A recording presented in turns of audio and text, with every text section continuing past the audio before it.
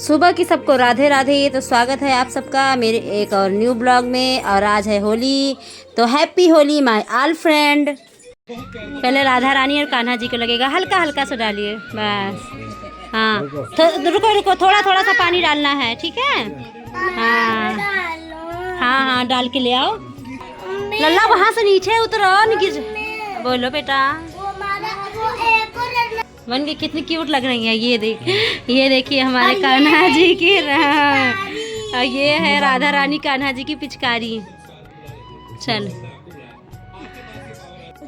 तो होली की शुरुआत जो हुई है वो हमारे लड्डू गोपाल जी के साथ हुई है। और मैंने यहाँ पे एक टेबल था, इसे कुर्सी पे रख के यहाँ पे लड्डू गोपाल जी को और अपनी राधा रानी जी को बिठा दिया है। भोग लगाने के लिए मैंने गुझिया मिठाई रख ली है, दोनों बाल्टी में रंग रखा गया है, अबीर रखा गया है, तुलसी दल रख दिया है।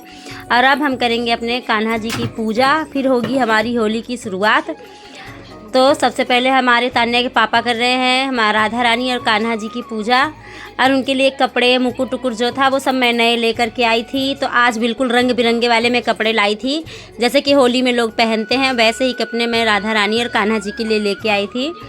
तो जगह छोटी है थोड़ी सी, मतलब कमरा मेरा थोड़ा छोटा है तो साथ में नहीं हो पाता। तो हम लोग ना, और कान्हा जी भी हमारे छोटे से हैं, राधा रानी तो जगह ही नहीं होता, हम लोग के हाथ ही उनसे बड़े हैं।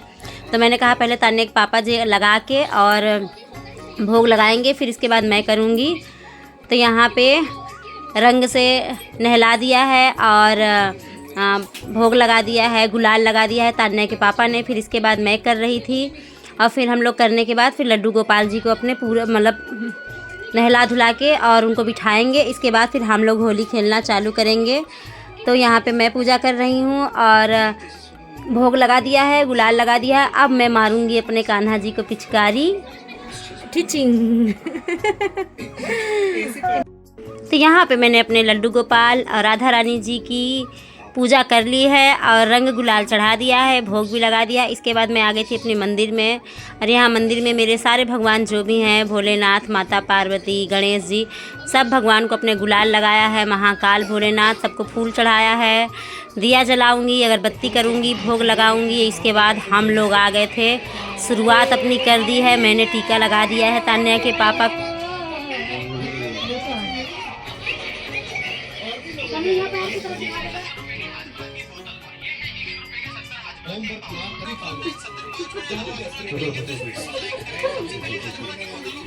तुम क्यों बचे हुए हो?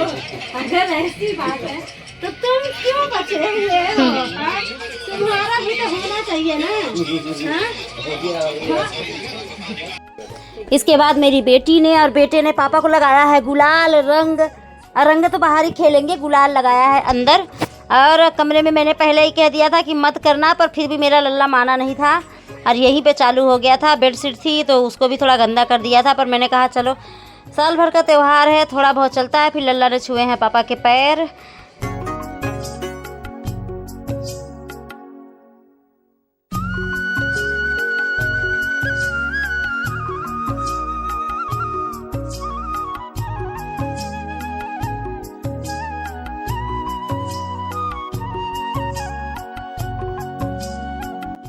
तो अंदर बच्चों ने गुलाल तो फैला ही दिया है और अब मैंने कहा इससे ज़्यादा अंदर ठीक नहीं है, बाहर आ जाओ।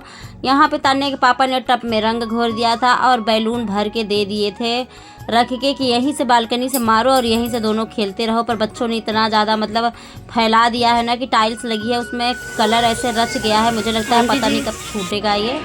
और नीचे मैंने बच्चों को नहीं जाने दिया था क्योंकि नीचे ना तो गंदगी फैलाते रहते हैं, ये लोग घूमते रहते हैं, डर लगता है कहीं चोट वोट ना लग जाए। मैंने कहा यहीं से खेलो। ये मस्त वाला पड़ा है, मस्त वाला। तो मैं आ गई थी किचन में खाना बनाने के लिए और मैंने नहाया नहीं है कि अगर फिर से गुलाल उलाल कोई डाल दिया लगाएगा तो फिर गंदे होंगे। मैंने कहा मैं खाना पीना बना के जब दे के फ्री हो जाऊंगी इसके बाद ही मैं नहाऊंगी, ताकि दोबारा से ना कोई चांस ना रहे। क्योंकि यार बार बार मतलब काम भी करो और फिर बीच में भाग भाग के नहाते रहो। मैंने कहा नहीं, मैं एक बार ही करूँगी। एक बार वैसे भी सुबह नहा के भगवान जी की पूजा वूजा करिए, दोबारा मैं ये सब सिस्टम ख़त्म हो जाएगा तो ही नहाऊँगी। रंग से इस बार मैंने खेला नहीं था ज़्यादा, क्योंकि मुझे ना रंग वंग से गांव में ही खेलने में मज़ा आता है। यहाँ पे मज़ा आता नहीं, गांव में खुला रहता है ना आंगन ओंगन, तो वहाँ खेलने में मज़ा आता है। तो मैं यहाँ पे बना रही हूँ चाट पापड़ी और टिक्की। तो उसके लिए ना मैंने यहाँ पे पीले चने जो हैं उनको उबाल लिया था, और ये जो टिक्की है ना इनको मैंने आलू को मैश करके और उसका बना के टिक्की छान दिया था। तान्या के पापा बैठ के बच्चों को देख रहे थे, बच्चे खेल रहे थे, तो मैंने कहा पहले उनको बना के दे देती हूँ, 2 खाते रहेंगे। साथ ही साथ मैं खाना भी बना रही थी, तो खाने में मैं बनाऊँगी मटर पनीर की सब्ज़ी बनाऊँगी, चावल बनाऊँगी, पापड़ है और रोटी बनाऊँगी या पराठे। तो ये पहले था, मैंने दोनों गैस मैंने जला रखे थे, इंडक्शन तीनों, ताकि तीनों तरफ जल्दी जल्दी मैं बना दूँ। तीनों तरफ ही चढ़ा रखे थे। तो यहाँ पे मैंने 2 निकाल लिए थे, तो तान्या के पापा को मैं निकाल के दे रही थी कि वो अपना खाते रहेंगे, इसके बाद बाकी मैं बनाती रहूँगी, देखते रहेंगे, क्योंकि वो भी कह रहे थे मुझे भूख लग रही है, कुछ लाओ जल्दी से।